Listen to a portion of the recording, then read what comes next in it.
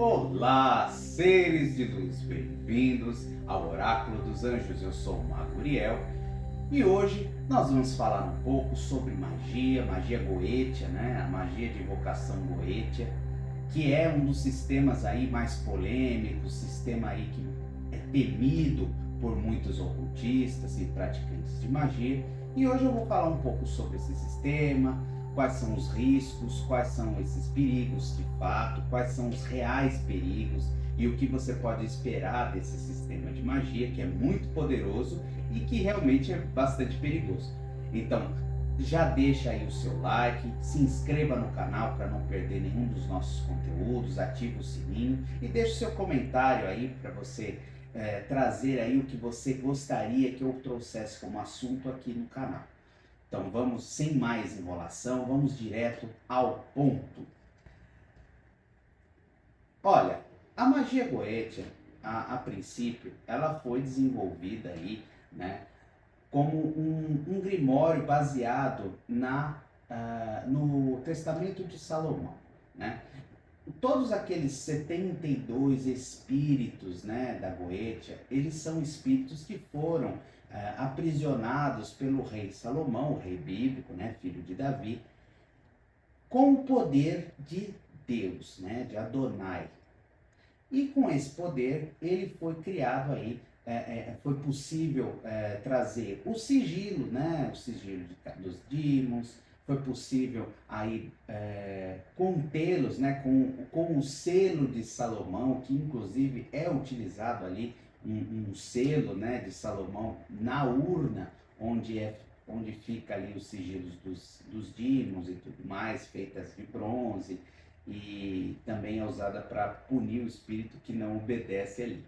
Mas, no geral, esse sistema é um sistema realmente um pouco perigoso, porque quando você vai evocar alguns desses espíritos, você pode lidar, por exemplo, com um espírito mais calmo, como o caso aí do Orobás, ou então o Citri, Gemori, né?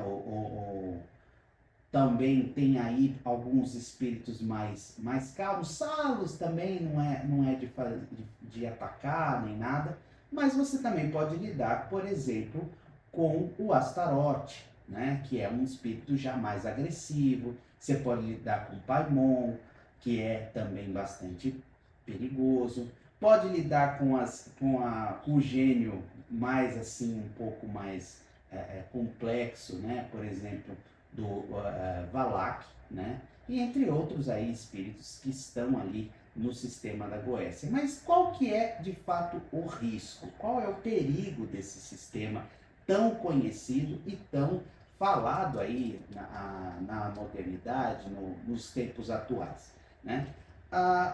Quando a gente fala de lidar com um espírito infernal, naturalmente a gente já está correndo algum risco ali.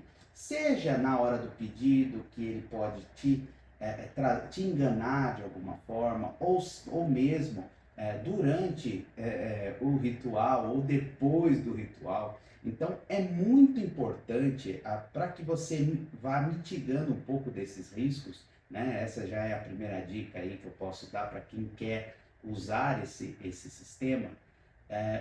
Estude muito, procure formular antecipadamente o pedido que você quer e não sair daquela formulação.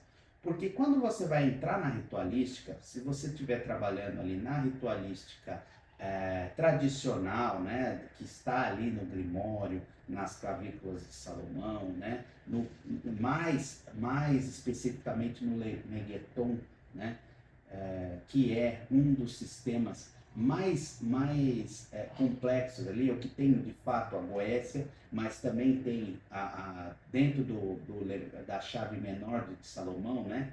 Tem ali o Ars Goetia, o Ars Notoria, Ars Amadel, enfim, tem vários capítulos ali que você vai ler, né? Eu não vou passar todos aqui, porque não precisa, mas se você que quer aprender, você vai procurar esse livro e vai ler ele todo, tá?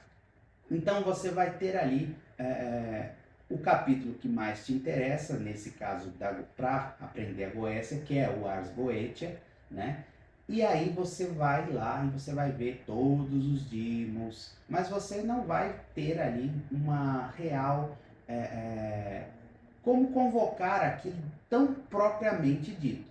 Ali tem, lógico, o sistema de como invocar, mas você vai ter que adaptar para a nossa realidade. Por exemplo, sigilos em couro, de animal, algumas coisas você vai ter que trocar para papel. Por exemplo, eu uso sigilos em papel, normalmente eu faço o sigilo à mão, né, com um lápis e tal, e depois eu consagro.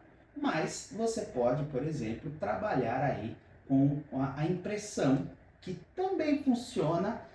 Eu particularmente prefiro desenhar, mas você pode usar a impressão aí do sigilo, que vai funcionar também.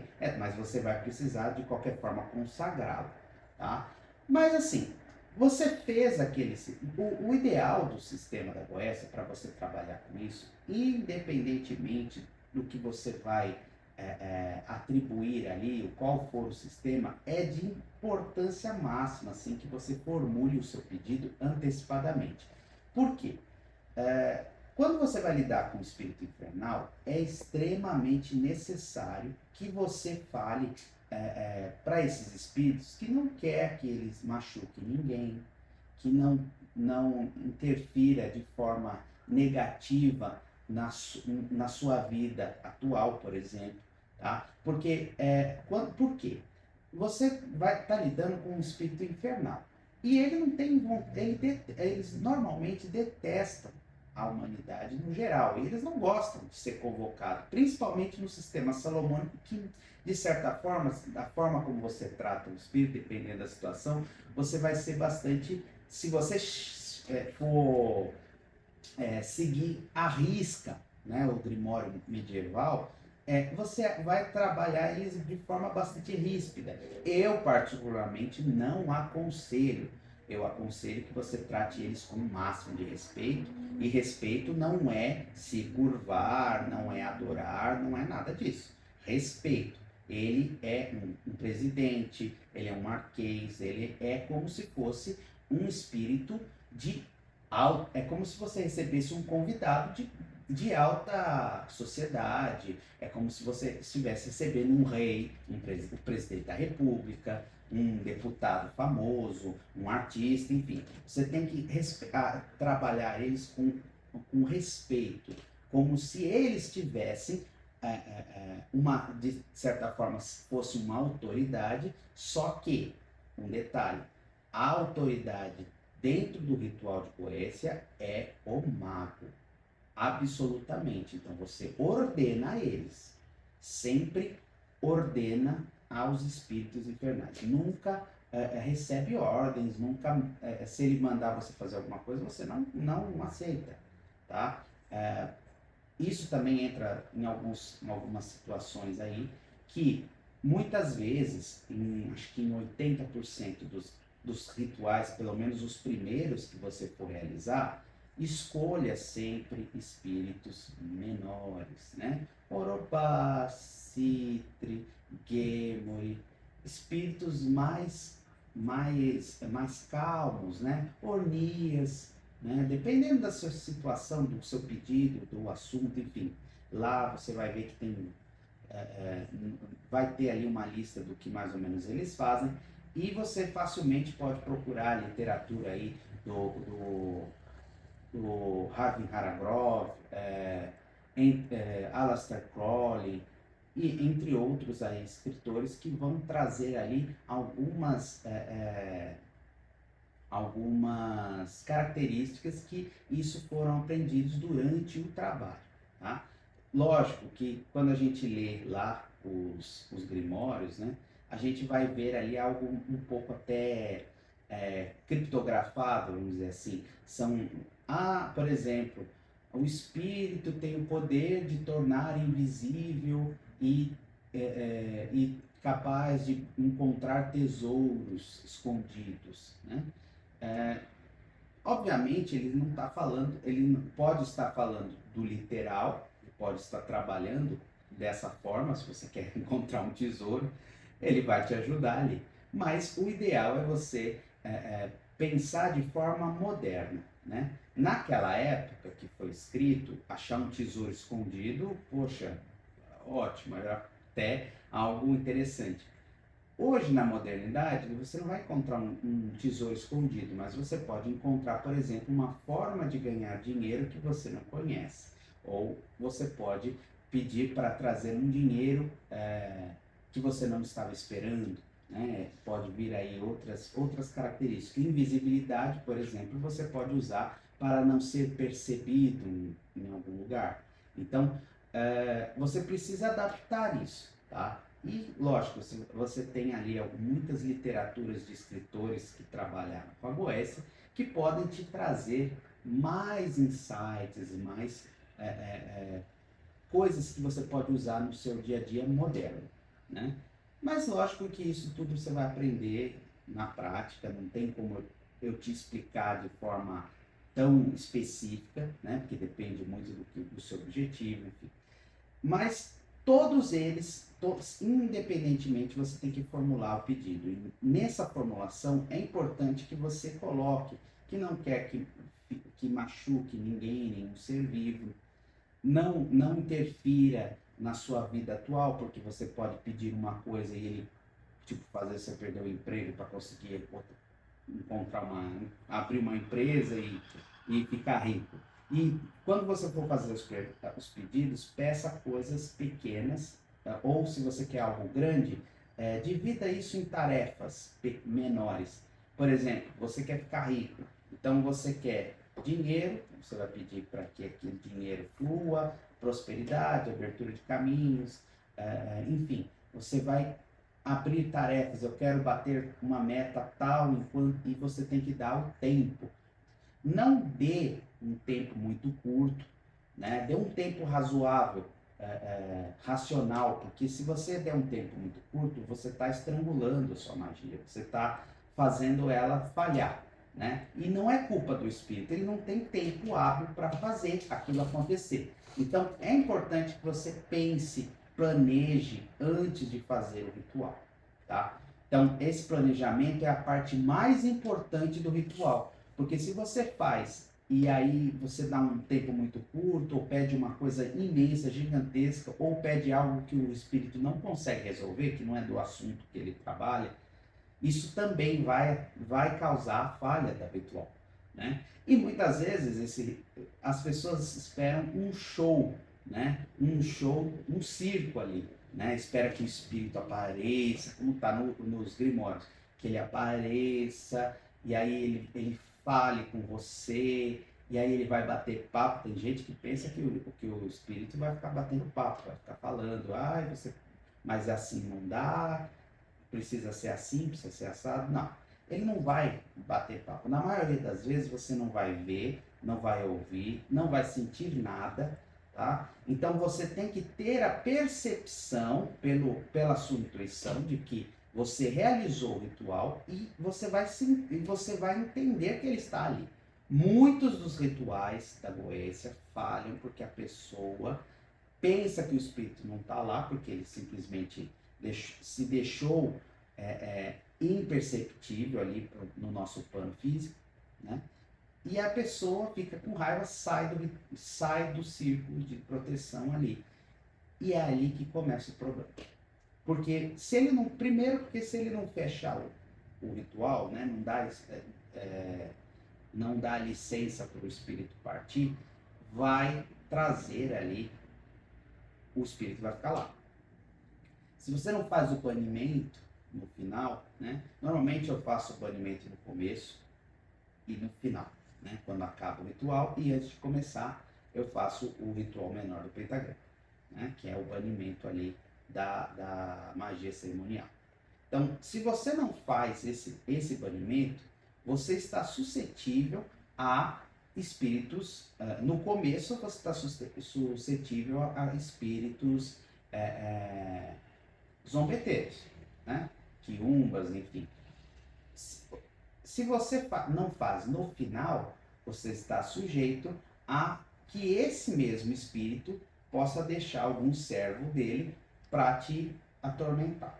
Então, não deixe de fazer o banimento, no começo e no fim. Tá? É de extrema importância também que você leve em consideração que a goécia não é para iniciantes.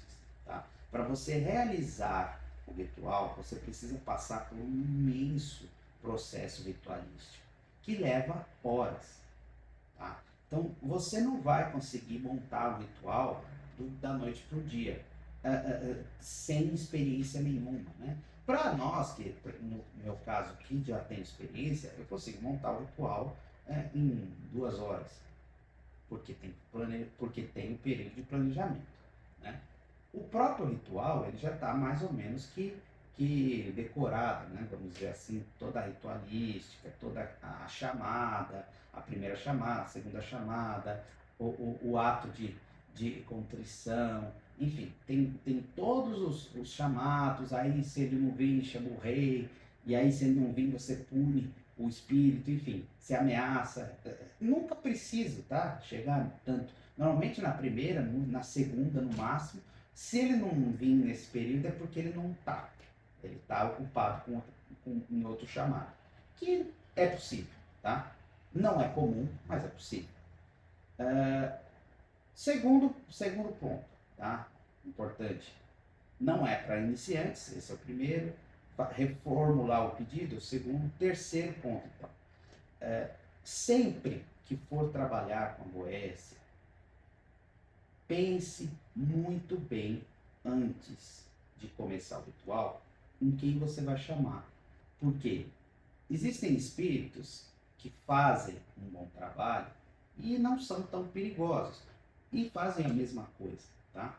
Por exemplo, se você precisa chamar para o amor, por exemplo, você quer atribuir aí o amor, você quer atrair uma pessoa, você quer atrair uma pessoa que já teve uma relação, quer assim, uma reconciliação, enfim. Você não vai chamar, por exemplo, se você não tem experiência, você não vai chamar um rei, né? Você não vai chamar o Baal, por exemplo. Não tem por que você fazer isso, né? Baal é o senhor das moscas, vai trair mosca pra caramba dentro da casa, vai virar um beleléu aqui. Então você não vai querer chamar esse espírito de uma, assim, sem experiência. Ele é um espírito perigoso, ele é rei, ele vem com uma corte inteira, né? Então você sente a presença dele logo quando você chama, sente. Pode não ver, pode não ouvir, mas a presença normalmente dos reis é muito perceptível espiritualmente. Né? O quarto fica cheio, porque eles vêm com um monte de espírito. Né? Fora que a casa fica lotada de mosca, no caso do bairro. Né? Então, lembre-se, cuidado com o que você quer chamar alguém para o amor, escolhe o Citre, o Gemo, o Salos, né? São vários espíritos que trabalham com. Não precisa necessariamente ser o rei, né? É um caso impossível. Então reveja se vale a pena mesmo. É um caso muito sério, muito perigoso. Você não tem experiência suficiente. Pede para um colega, um mentor, ou paga um magista. Tá? Não inventa de fazer magia goética sem experiência. É perigoso. Para casos grandes, mais perigoso ainda, porque requer experiência. Se você não tem, a chance dele te enrolar e te causar problemas imensos é muito grande. Então, assim, muita gente que trabalha com goécia, por exemplo, no sistema luciferiano, que é completamente oposto ao sistema de magia salomônica, né? Totalmente oposto, inclusive aqui. Uma coisa interessante. Aqui eu tenho o triângulo de evocação, tá? Eu vou mostrar aqui para vocês. Esse triângulo, na linha salomônica, nós trabalhamos então com os nomes de Deus, né? O tetragramaton, primeomaton e anafaxeton. E aqui no meio a gente trabalha a energia do arcanjo Micael, né? O príncipe das Melícias, e é um dos principais anjos que vão trazer aí o sucesso e a proteção também no sistema de Goécia, tá? Por exemplo, aqui, no sistema luciferiano, esses nomes mudam, né? Esse nome do arcanjo, obviamente, não é usado, usa-se outro e tal. Então, o que eu te digo? Né? Aqui usa-se três entidades dessa linha, né, de pessoal que trabalha com isso. Então, é totalmente oposto à salomônica, né? O sistema salomônico, que é o tradicional, é o que eu uso. Então, por exemplo, se você vai trabalhar com uma goécia salomônica, você já sabe que você vai ter que fazer a sua oração ao Adonai, né? Antes e depois do ritual, né? Antes você tem que fazer toda aquela liturgia, a sua oração de proteção, pedido de proteção, a bênção sobre as vestes cerimoniais, tá? Ah, não tem o verso cerimonial. Faz sobre a roupa que você vai usar no ritual, tá? É importante, obviamente, que você esteja bem arrumado, porque você vai estar recebendo um espírito que tem ali uma patente, um marquês, um rei, um presidente, né? Um duque. Então, eles têm ali uma hierarquia muito. E é bom que você faça respeitosamente. Você se arruma para receber eles, tá? Se arrume, se perfume, se for o caso.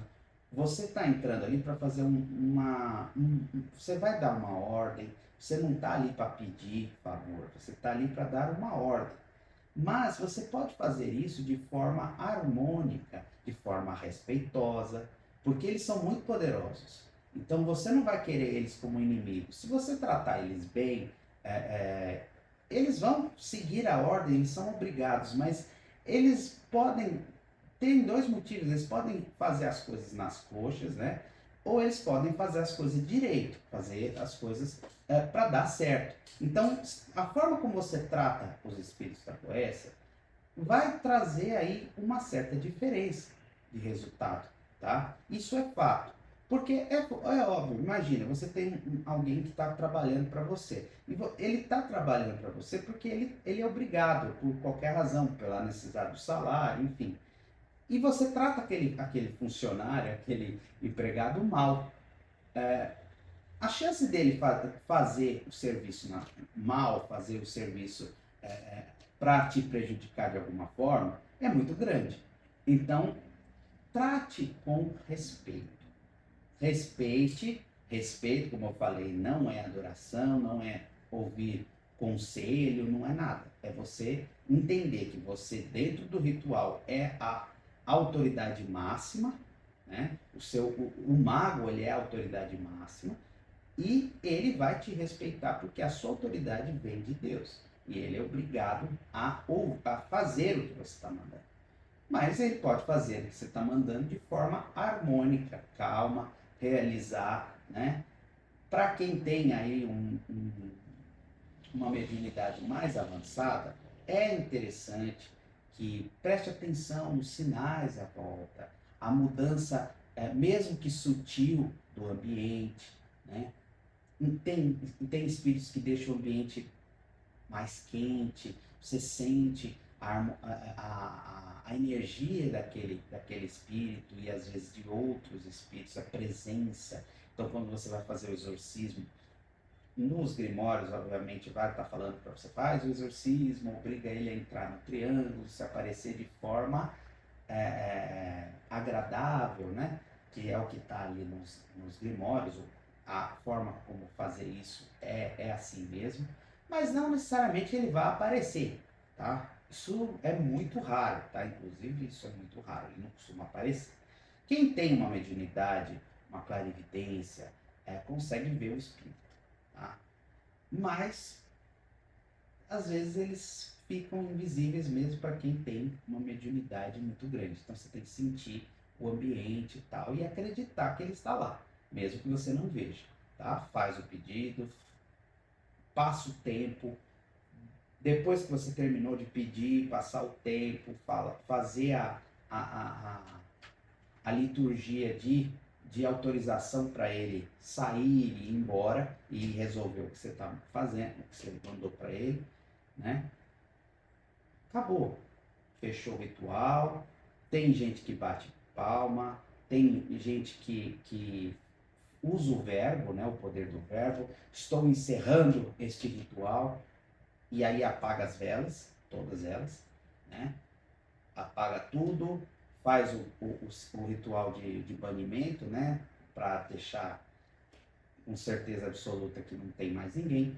E a partir daí você espera o prazo. Não resolveu até o prazo que você deu, chama o espírito de novo, dá um novo prazo, fala para ele não descumprir dessa vez, e ou então você pergunta por que que ele não fez, não solucionou, né, o caso nesse tempo. E aí às vezes eles podem aparecer, às vezes eles podem trazer um insight na sua mente, às vezes eles podem aparecer no sonho para falar por que ele não resolveu, tá? Isso é possível, já aconteceu comigo, então eu posso te falar com propriedade. Às vezes eles aparecem no sonho, às vezes eles aparecem fora do ritual e é uma coisa assim meio estranha, tá? Se você estiver distraído, para quem já está acostumado, não é tão, isso fica menos pavoroso. Para quem é iniciante, nunca viu o capeta, nunca viu o espírito maligno, nunca viu um fantasma, nunca viu nada, é uma coisa pavorosa, tá? Principalmente porque às vezes eles aparecem de forma harmônica, né? Como no ritual você ordena, e às vezes eles simplesmente aparecem na forma deles e a forma deles é pavorosa, né? Muitos deles. Então, assim, fora do ritual, se ele aparecer, o que é aconselhável? Seja breve, não dê aparência de medo, de espanto, tá? Tenta disfarçar, pelo menos. E se acontecer fora do ritual dele aparecer na forma, é, na forma real dele, não demonstre medo, ordene que ele seja breve, se ele for falar alguma coisa, porque normalmente alguns às vezes aparecem e não fala nada, ele está fazendo de propósito, ele está te testando para ver se você fica apavorado, tá? Então, o que você tem que fazer? Você pega a sua varinha, se você tiver alcance, se não você chama o anjo que frustra ele. Aí entra uma outra técnica, tá? Se ele aparecer fora do ritual, tá? Isso você pode ser usado também dentro do ritual, mas se ele aparecer fora do ritual para você de alguma forma, tá? Que não seja em sonho, tá? Porque em sonho não precisa, mas se for necessário você pode usar, você pode usar também no sonho lúcido. Normalmente eles aparecem em sonhos lúcidos e eles vêm falando alguma coisa, explicando, contando alguma coisa do ritual, e isso ok, tá? Não precisa exorcizar o espírito necessariamente. Agora, se ele aparecer acordado, aparecer para você literalmente, que não é, que isso vou falar que é raríssimo, tá? Mas pode acontecer, já aconteceu comigo, inclusive eu estava em meio de consulta, foi algo assim meio espantoso a primeiro momento. Eu tive que desligar a consulta e ordenar que ele se retirasse, e aí eu tive que fazer o banimento tudo de novo. Isso tudo depois do ritual, mas na verdade ele reapareceu posteriormente em sonho e falou o que ele queria, né? Só que ele não falou nada, ele ficou só olhando para mim, eu achei meio espantoso, eu acabei fazendo o exorcismo, né? Obrigando ele pelo anjo que frustra ele, que são os 72 anjos da Cabala. É interessante que se você vai trabalhar aí a Goécia, você aprenda a Goécia do Dr. Hutt e também aprenda quem são os anjos da Cabala, tá? Que eles vão frustrar ele, cada um frustra um. Bom, para não ficar muito longo esse vídeo, né? Eu vou parar por aqui. Vou voltar a fazer outros vídeos, possivelmente sobre esse assunto e dando mais detalhes aí. Se você gostou, não esquece de deixar o seu like, ajuda muito o canal a crescer. Compartilhe, Se inscreva se você ainda não é inscrito e deixe seu comentário se você tem alguma dúvida. Eu vou estar sempre aí com o tempo que eu tiver respondendo cada um dos comentários, tá bom? Mais uma vez, obrigado pela audiência e espero vocês nos nossos próximos vídeos. Até mais!